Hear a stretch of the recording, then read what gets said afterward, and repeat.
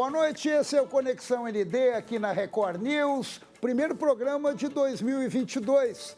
Um feliz ano novo para todos vocês e eu começo esse programa com um convidado muito especial, o deputado Moacir Sopelsa, deputado estadual pelo MDB e que estará assumindo agora, no dia 1º de fevereiro, a presidência da Assembleia Legislativa. Boa noite, deputado.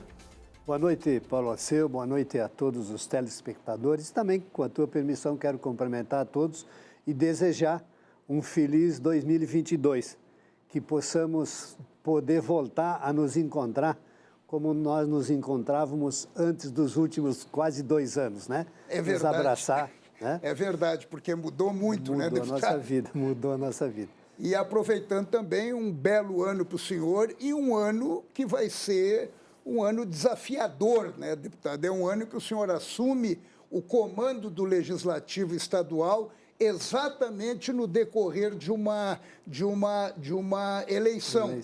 Uma eleição geral, uma eleição que está todo mundo focado. E o que muda no seu conceito no comando do Legislativo? Bem, Paulo, eu gostaria até de dizer que eu já fui vereador em Concórdia, fui prefeito. O meu primeiro mandato foi vereador, depois fui prefeito e estou no 6º mandato de deputado estadual. Primeiro quero fazer um agradecimento aos demais 39 parlamentares, a minha bancada do MDB, mas todos os outros 39 deputados. A primeira vez que teve na Assembleia Legislativa uma condução de 2 presidentes dividindo mandatos, o Mauro de Nadal, agora a partir de fevereiro eu, do mesmo partido. Então, esse entendimento, eu vejo que foi também um reconhecimento pela minha história política, pela minha vida política. E esse reconhecimento eu quero agradecer a todos os 39 parlamentares. E não vou mudar a minha forma de ser. Acho que a gente tem que construir com humildade, com dignidade. A gente não sabe tudo, precisa se assessorar de pessoas que te ajudem a fazer as coisas acontecer. Ninguém constrói nada sozinho, sempre tem uma equipe, né? E eu quero dividir isso com a Assembleia Legislativa, com os parlamentares. Lá tem funcionários concursados, lá tem funcionários terceirizados, lá temos funcionários com cargo de confiança, e todos eles fazem parte de um bom trabalho ou de um mau trabalho na Assembleia Legislativa. Vou procurar construir isso, seguir o exemplo do Mauro, fazer uma administração com as portas abertas, respeitando as pessoas. Foi assim a minha conduta por onde eu passei. Na Secretaria da Agricultura do Estado de Santa Catarina por 2 vezes, na Prefeitura em Concórdia, como vereador e também como parlamentar. Deputado, não deixou de ser uma grande homenagem, porque encerrado esse mandato, o senhor não vai disputar e o senhor encerra a sua carreira política. A pretensão, Paulo Alceu, é essa. Ah, é a pretensão. E a vontade também, Paulo. Claro que nós vamos estar num ano de eleição onde vão se construir as eleições na majoritária e na proporcional. O meu partido ainda tem a disputa entre 3 pré-candidatos com as prévias, né? A minha vontade, mais do que a vontade minha, eu estou querendo que esse seja o meu último mandato a deputado estadual. Até numa forma, você disse, é uma homenagem que a Assembleia está me fazendo depois do 6º mandato. Então, tenho tudo para ir para casa. Infelizmente, não posso dizer hoje, estou em casa, porque as coisas também precisam ser construídas. Eu tenho lá atrás de mim um povo que sempre teve o meu apoio e que sempre me apoiou. E hoje eu preciso fazer com que esse povo continue tendo uma representação. E vou trabalhar para isso, Paulo Alceu. Ou seja, sai como deputado estadual, mas há a possibilidade de repente, disputar para deputado federal? Não, deputado federal não. Talvez algum cargo lá uma suplência de senador e coisas. Se eu saindo de deputado estadual, eu não pretendo disputar nenhum cargo. Claro que não vou me aposentar da política, eu vou, se tiver como aproveitar o meu conhecimento em outros setores, o meu trabalho em outros setores, vou aproveitar. Senão também vou viver os meus últimos anos, né? Já estou com 75 nas costas, né? Jovem. Vai ser 76 jovem. Até lá. Vou também aproveitar, curtir um pouco mais a minha família, que não o fiz quando as minhas filhas eram crianças, porque a política me exigiu muito, me cobrou muito, né? Absorve a gente. E também curti a minha neta, a minha esposa, a Valentina, que sempre foi minha companheira em toda essa minha vida de quase 50 anos de política. Agora, deputado, eu tenho uma curiosidade. Todos esses anos, todos esses mandatos, e o senhor sempre firme no MDB. Teve no PMDB, no MDB, mas não sai do MDB. Qual é o segredo de se manter num partido quando a gente vê esse troca-troca constante e até a legislação está permitindo a possibilidade das pessoas trocarem sem sofrerem nenhum revés? Eu te diria que foi assim uma história que foi construída, inclusive, pelo meu pai, né? O meu pai, quando surgiu o MDB, meu pai foi MDB. Ele não disputou cargo, não foi político, mas ele era uma pessoa que participava da política, né? Tinha opinião da política. E eu também construí os meus amigos políticos dentro do MDB. Desde o Pedro Ivo, o Luiz Henrique, muito, né? Tive a oportunidade de ser secretário da Agricultura do Luiz Henrique, o próprio Paulo Afonso, né? Quando governador, eu tive 2 anos de prefeito com ele. Então, quer dizer, lá em Concórdia, lá na minha base, na minha região, as pessoas que convivem comigo são do MDB. As pessoas que sempre me acolheram são do MDB. As pessoas que eu sempre acolhi também, essa recíproca é verdadeira. Então, nunca tive convites, tive oportunidades, teve desgostos também no PMDB, mas não tanto de deixar a sigla, de continuar junto com aquele caminho que eu iniciei lá em 1982, quando fui vereador em Concórdia. Então, é uma coisa também que me marca isso, de ter tido essa lealdade com o meu eleitor, ter tido mais lealdade com o meu eleitor do que com o partido, porque partido é partido, né? Mas a minha lealdade com o eleitor, eu acho que me engrandeceu. Eu penso assim, tenho sido justo com quem foi justo comigo. Deputado, o senhor na presidência da Assembleia, num ano eleitoral, há uma série de restrições, né? E reduz também um pouco a atividade legislativa, até porque tem um calendário eleitoral. Como é que o senhor vai tratar isso no decorrer desse ano?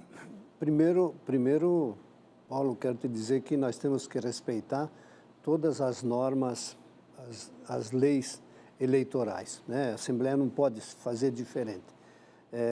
Eu, presidente, tenho que respeitar também todos os parlamentares, independentemente de partido que eles estejam. Tem que haver essa consciência nossa.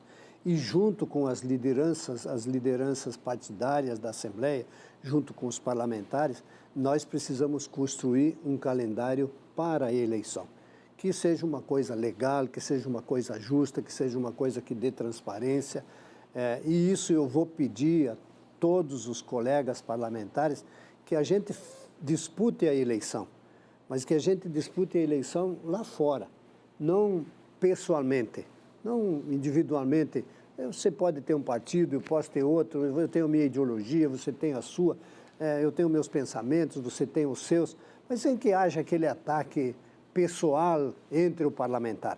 Eu tive governos, Paulo, desde o Espiridião a mim, o Paulo Afonso, aliás, o Espiridião a mim, o Espiridião a mim, não, quando o Wilson Kleinbig era governador, eu era prefeito. Eu tive o Espiridião a mim, teve o Luiz Henrique, teve o Raimundo Colombo, 2 mandatos, fui secretário do Raimundo Colombo, sempre respeitei todos os partidos políticos. E eu acho que a Assembleia vai ter que ter esse caminho. vamos respeitar aquilo que determina a legislação eleitoral e procurar que não se faça de nenhuma forma agredir, né, aquilo que é legal, aquilo que é justo, aquilo que é certo. Não vai me faltar vontade para tentar construir isso. Eu sei que vão ter momentos que serão mais difíceis, que não serão fáceis, mas vamos no conjunto procurar, com o apoio de todos, né, fazermos o melhor para não manchar o nome, não de um ou de outro parlamentar, não manchar o nome da casa. Eu acho que a casa tem que ter esse devido cuidado, e principalmente no ano eleitoral. Nós vamos concluir esses 4 anos com o senhor na presidência da Assembleia. Nesses 3 anos anteriores, nós tivemos vários perfis do parlamento catarinense. Um primeiro perfil, um parlamento que era mais rígido com o governo. Um parlamento que passou por uma situação que é desgastante, que 2 processos de impeachment. E um parlamento que, de repente, mudou completamente a característica dele. Ele passou a ser identificado com o governo, principalmente seu partido. Seu partido ficou muito junto do governo Moisés. Como é que vai ser o parlamento nesse 1 ano? Eu acho que quando começou essa legislatura, houve dificuldade de entendimento das duas partes. O governador Carlos Moisés não tinha o conhecimento de trabalhar um parlamento, de dialogar com o parlamento. O governador começou retraído com a Assembleia Legislativa. E, na sequência, a Assembleia também ficou. Houveram dois momentos de impeachment do governador.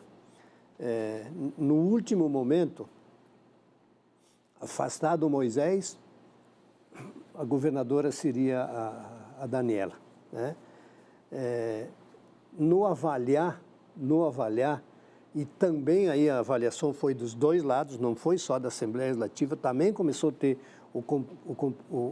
o entendimento do governador Carlos Moisés, e aí houve a conjunção de apoio ao governador da Assembleia Legislativa. Em contrapartida, o governador também passou a apoiar a Assembleia Legislativa, dividindo responsabilidades, por exemplo, recursos para os municípios, né?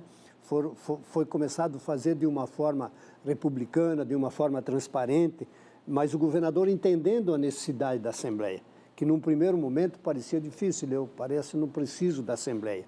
E a Assembleia, se o governador não precisa da Assembleia, nós não precisamos do governador. Então, houve um momento difícil realmente, muito difícil. E o Estado perdeu com isso. E o Estado perdeu. No momento que nós nos juntamos, o Estado passou a ganhar, a Assembleia passou a ganhar e o governador passou a viabilizar e ganhar também o Executivo. Então, o MDB está junto com o Moisés, todos os bons projetos, todos os bons, dos encontros que eu participei, das reuniões que eu participei com o governador, tudo aquilo que for bom, a bancada do MDB vai estar lá para aprovar. Até dia 31 de dezembro de 2022, se o governador assim entender, a bancada do MDB vai estar apoiando a governabilidade na Assembleia Legislativa. Você vai me perguntar, e o MDB vai estar junto com o Moisés? Não tenho nenhuma dúvida que essa pergunta, se não vem agora, vem daqui um pouco. Estava me preparando. Estava até preparando para perguntar. Então, podemos estar juntos? Podemos estar juntos. Pode-se construir uma grande aliança com o nome do governador Moisés? Eu acho que pode. Mas podemos também estar em fileiras diferentes. O senhor quer me dizer, então, que em relação às eleições deste ano, nós temos a possibilidade do MDB ser Moisés e o MDB ser outro candidato? Outro candidato. Temos que construir isso. Nós temos candidaturas postas, por exemplo, tem a candidatura do PL que está posta, tem a candidatura do PT que vai ter candidato. Nós temos no MDB, tem o Colombo que faz a campanha dele, que já foi governador, que tem a pretensão de ser candidato, e tem no MDB 3 pré-candidaturas. E tem no governador Moisés a pré-candidatura e o direito de ser, legalmente, de ser candidato à reeleição. Nós podemos caminhar junto? Eu acho que podemos. Basta nós fazermos um entendimento. Que entendimento que eu acho? Não adianta fazer um aconchavo das cabeças da cúpula se você não tem... Não conversa com a base. Se você não conversa com a base. Os nossos prefeitos do MDB estão satisfeitos com o governador Moisés. A bancada do MDB está satisfeita. Os nossos eleitores, o eleitor do MDB, hoje não tem mais aquele eleitor, eu sou eleitor porque eu sou do MDB. Tem o eleitor das pessoas. As pessoas começam a ver a candidatura do governador Moisés como uma candidatura viável. O governo mudou, o governo está fazendo investimentos, o governo está realizando obras. Há interesse do MDB estar junto com Moisés? Há interesse. De todo o MDB? Talvez não de todo. Mas vamos ter que administrar isso. Como é que nós vamos fazer com os nossos 3 pré-candidatos? Isso que eu queria lhe perguntar. Desculpe lhe interromper, deputado, mas isso que eu queria lhe perguntar. Há interesse do MDB estar com Moisés? O interesse do MDB estar com Moisés é o Moisés no MDB? Moisés do MDB. O Moisés indo para o MDB. Indo para o MDB. Esse é o primeiro. Por que essas prévias? Porque as prévias nasceram, e eu acho que num momento equivocado, de uma parte do partido. Eu respeito isso e acho isso importantíssimo se nós estivéssemos numa outra oportunidade, em tempos diferentes, que nós não estivéssemos passando por essa pandemia, que não acaba, Que não acaba. Lamentavelmente. A gente tem que cuidar, continuar se cuidando, e movimentar mais de 150 mil filiados, seria ótimo. Mas nós não temos condições de fazer esse movimento. Então, nós vamos movimentar quantas mil pessoas nessas prévias? 20 mil, 30 mil, 10 mil, 5 mil, 50 mil? E os outros 120, os outros 130. Então, as prévias foram colocadas num momento equivocado. Essas prévias não foram feitas também, deputado? Eu vou criar uma intriga aqui. Essas prévias não foram feitas, de repente, também, para tirar o senador Dário Berger da parada? Eu gostaria que o senhor respondesse daqui a pouquinho. Nós já estamos encerrando esse bloco, então eu já botei a pimenta para o bloco seguinte. A gente vai dar uma paradinha e já volta com o deputado Moacir Sopelsa, que assume a presidência da Assembleia agora, mês que vem.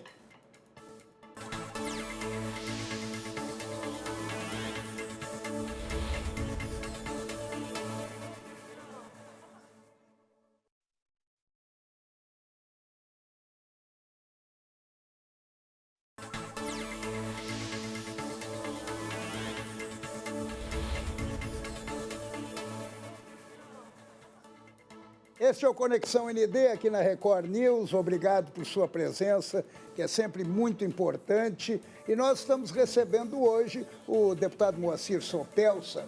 E eu perguntei para ele agora há pouquinho, deputado, se de repente, até para apimentar um pouco a nossa conversa, se de repente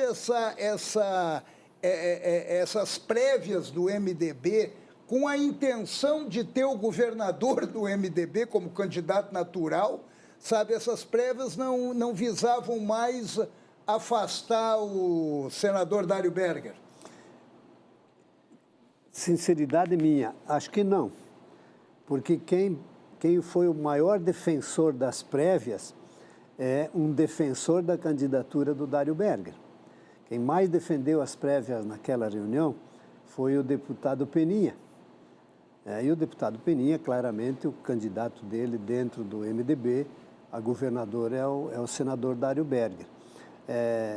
Foi num momento que se discutiu muito pouco para acontecer isso, sabe?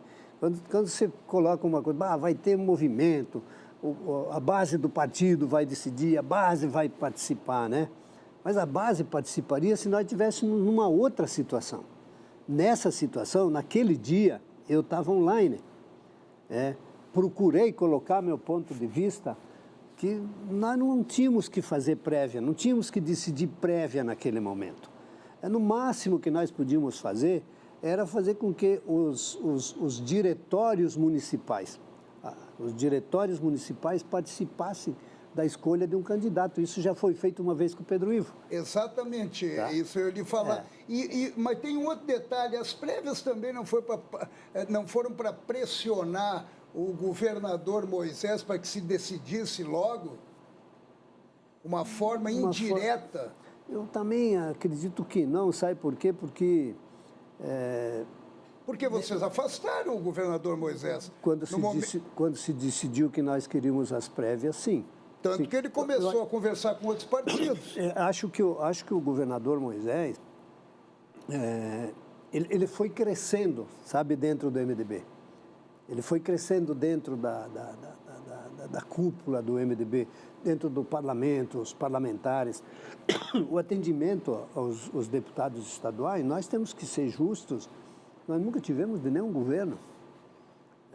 As nossas emendas impositivas nunca tinham sido pagas. O governador Moisés começou já pagando as emendas, ele assumiu em 2018, né? Isso. Pagou as emendas de 2017, um ano anterior. Fez um gesto. Assumiu em 2019, mas foi eleito em 2018. Pagou as emendas de 2017, 2018, 2019, 2020. As emendas que eram do governo anterior. Do governo anterior. Que era do Pinho Moreira. O último ano do Pinho Moreira, do meu partido. E o Eduardo justifica, não conseguiu pagar as emendas, porque não tinha recurso para isso, tinha que escolher, ou pagar a folha, ou não pagar, ou pagar as emendas, né? Então, isso conquistou também os deputados. Então, esse crescimento do governador Moisés, ele foi acontecendo depois que todos nós, aí não foi só o MDB, foi o PSD, foi o PP, o PSDB. Hoje o governador tem mais de 30 parlamentares na Assembleia Legislativa que dão apoio ao governo. E esses parlamentares passaram a ter um diferenciamento para poder também sentir simpatia com o governo. Deputado, você é um pouco maldoso agora, se o senhor me permite. Claro, Paulo. Não, mas eu queria ouvir isso do senhor. A sensação que passa, que no início, quando houve aquela ruptura entre o parlamento e o executivo, a sensação que passa é que ele foi resolvido quando o governador começou a liberar dinheiro para os deputados. Só funciona assim? Não, eu te diria que não foi também assim. Não foi também assim. Quando se começou a fazer uma aproximação de gestos, foi também quando a gente viu que precisava dar apoio para o governador. O governador seria afastado e nós continuaríamos com a vice, e daqui um pouco teria mais um processo contra a vice. Os dias estavam passando. Eu te diria que esse gesto, por exemplo, de apagou as emendas, então os deputados estão apoiando.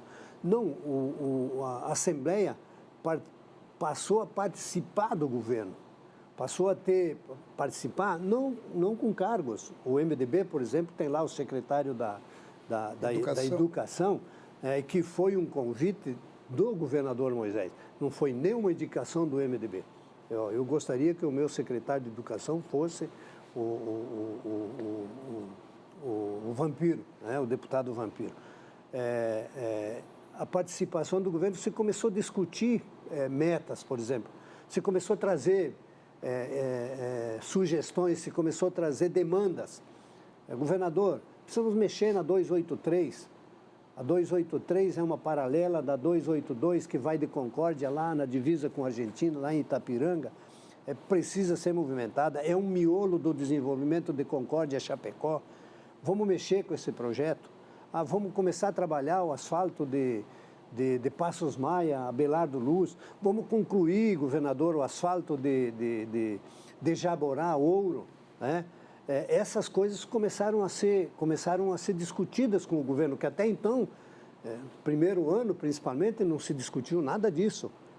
O governador veio na Assembleia e, em um pouquinho mais de 5 minutos, leu me falhou o nome agora, quando veio no começo do ano fazer...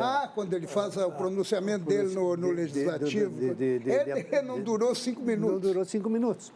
Quer dizer, então, essas coisas deixaram de acontecer. Para mim, houve assim, vamos chamar de humildade dos dois lados. Dos dois lados. Então, foi aí que as coisas começaram a caminhar. E com isso, não tenha dúvida, o governador, com o passado, se nós tivéssemos escolhido, quem sabe, o nosso candidato já há um ano atrás, não tivesse tido essa dúvida, porque tem uma dúvida dentro do MDB. Nós temos uma grande parte do MDB que quer o Antídio de candidato. E nós temos outra grande parte dentro do MDB que quer o Dário. Uns justificam que o Dário tem a experiência, que o Dário já foi testado, que o Dário já mostrou que tem voto e etc. e tal. E a outra mostra também que o prefeito de Jaraguá do Sul tem competência, foi prefeito reeleito, é uma pessoa um tanto quanto nova na política que também e é ligado a Bolsonaro. Ligado ao Bolsonaro, né? Daí o MDB como é que ficaria? Então, são todas essas coisas. Nós temos o nosso presidente do partido que coloca o nome dele como pré-candidato. O Celso é um trabalhador, o Celso é um lutador, né? Que bom se o oeste de Santa Catarina tivesse o nosso candidato. Mas nós precisamos de um candidato que construa uma aliança. Não tem nenhum partido que, se não construir uma eleição, vai ganhar uma eleição, Paulo Aceu. Mas, no fundo, o MDB, na verdade, o que ele quer é o Moisés lá dentro? Eu te diria que o partido está dividido. Você não tenha dúvida que uma boa parte do partido quer ter o Moisés no MDB. E quem está... E qual é a barreira? A barreira é o próprio governador? Ele que está... Na verdade, é o seguinte, não se tratou ainda desse assunto partido, bancada, não se tratou desse assunto ainda específico com o governador. O governador conversa com a bancada, o governador conversa com as lideranças do MDB. Agora, nós precisamos sentar como partido, Moisés como governador, e fazermos a composição. O que é melhor? Nós temos que ter essa avaliação. O que é melhor? É melhor nós termos um candidato, o nosso candidato vai ser o Dário Berger, vai ser o Antídio, vai ser o Celso. Com quem que nós vamos estar aliados? Com quem que nós vamos estar aliados? E no momento que vocês estão formulando essa pergunta, estão montando essa estratégia, vocês têm uma visão de interferência nacional aqui no partido? De repente, o MDB, que tem a Tebet, a senadora, é uma pré-candidata, né? Que eu acho que não vai vingar, né? Mas, em todo caso... Eu te diria o seguinte, que o MDB nacional, chegou o momento dele se definir o que ele quer. Nós viemos nas últimas eleições com candidaturas que o próprio partido abandonou, e eu penso que é uma injustiça que o MDB vai fazer de novo, lançar a Simone de candidata e depois abandonar na estrada. Então é melhor ter a consciência de dizer o seguinte, a Simone, o MDB não tem candidato e vai apoiar a candidatura tal, vai estar junto com a candidatura tal, ou vai ficar livre. Isso poderia acontecer aqui também, o MDB, por exemplo, escolher um candidato, o Antídio, escolher alguém e abandonar para seguir o Moisés? Terá que ser uma decisão partidária. A maioria vai dar o caminho, né? Como que você vai tomar porque nós podemos tomar uma decisão, aquilo que eu disse há pouco, vamos tomar uma decisão de cúpula. Moisés é o nosso candidato. Como que vai ficar a nossa base partidária? Como que vão ficar os nossos líderes? Onde vai estar o Paulo Afonso? Onde vai estar o Dário? Onde vai estar o Antídio? Se é para nós apoiar o Moisés, para o Moisés estar junto com nós, para o Moisés vir para o MDB, nós precisamos ter o partido unido, ou pelo menos a grande maioria do partido unido, né? Se nós não fizermos... E também isso nós temos que fazer com o próprio Antídio, com o próprio Dário, ou com quem quer que seja o candidato do MDB. O que aconteceu na eleição do Mauro Mariani última, Paulo Aceu? O Mauro Mariani era a bola da vez, da cúpula, ou de parte da cúpula e da base do partido. O que fez o partido? Mas nós vamos para o segundo turno, e no segundo turno nós vamos ver o que nós vamos fazer.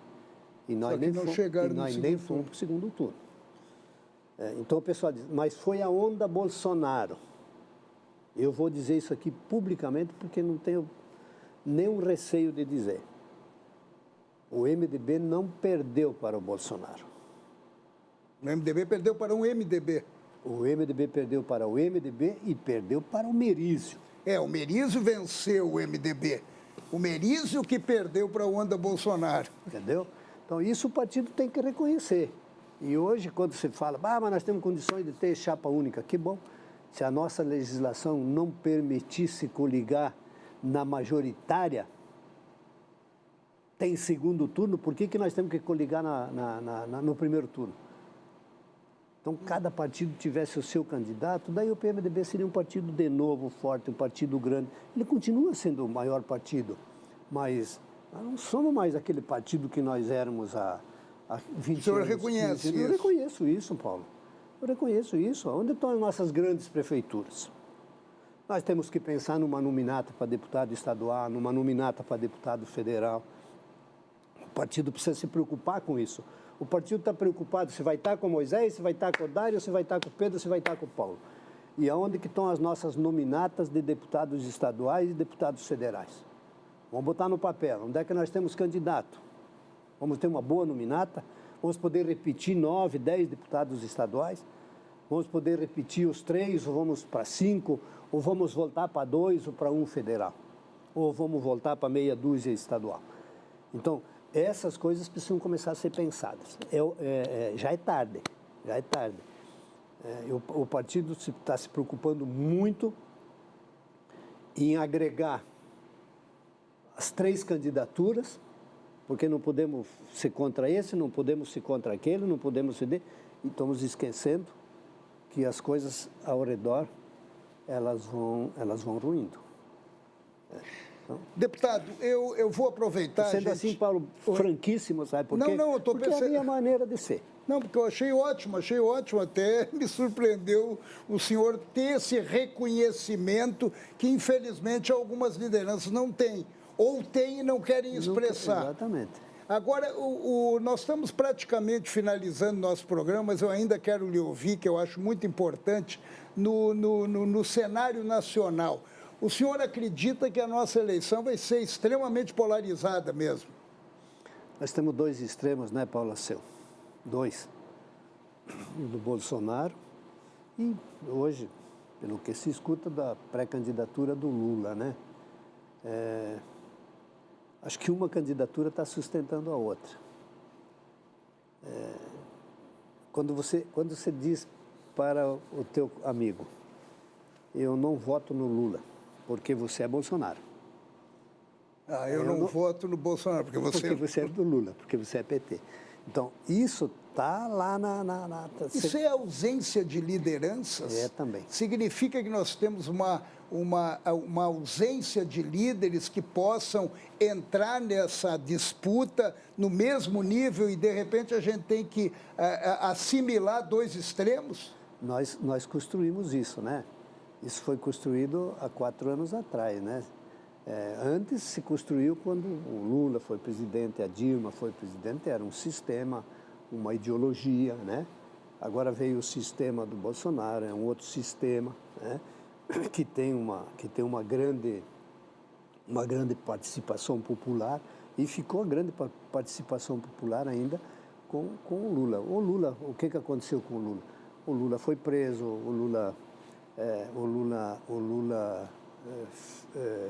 a Dilma foi afastada do cargo, né?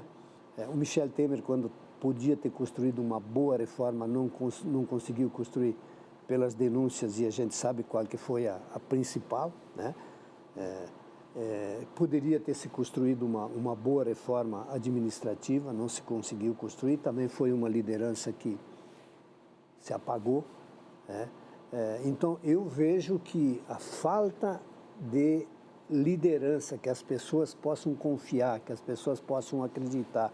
Teve muitas pessoas que votaram no Bolsonaro que não votam mais, como teve muitos que votaram no Lula, não vão mais votar, mas precisa surgir uma terceira via. O senhor não acredita no Sérgio Moro? Eu acho que não. Eu acho que não. Vai ter a participação dele, talvez 10, 15, 16, 12, 10%. Não vejo uma candidatura que cresce. Quem é Bolsonaro gosta do Moro? Não. Quem é Lula gosta do Moro? Pô, muito menos. Muito menos. Deputado, a gente está encerrando, infelizmente, essa conversa aqui poderia durar mais um tempão.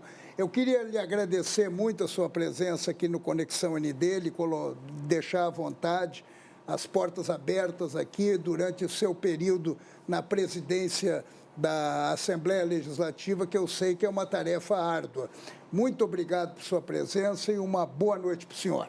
Boa noite, Paulo Alceu. Quero te cumprimentar, te agradecer essa oportunidade, cumprimentar a toda a Conexão ND, né? A Assembleia também estará com as portas abertas, pode ter absoluta certeza, aquela casa é a casa do povo e assim ela tem que ser administrada e eu vou procurar fazer isso, é a minha maneira de ser, a minha maneira de entender e vamos torcer para que a gente possa encontrar, que o país possa ter o melhor caminho, né? Que o estado de Santa Catarina também possa ser o estado que sempre foi. Nós não conseguimos falar no agronegócio, não conseguimos falar na economia, né? Esse agronegócio de Santa Catarina não é porque eu tenho ele no sangue, mas é uma potência, né? Num estado pequeno, um pouquinho mais de 1%. Então, muito obrigado, viu? Obrigado mesmo de coração. Um abraço a todos. Eu que agradeço, deputado, e obrigado você que nos acompanhou até aqui no Conexão ND, e a gente volta a se ver terça-feira que vem. Obrigado, uma boa noite e um beijo.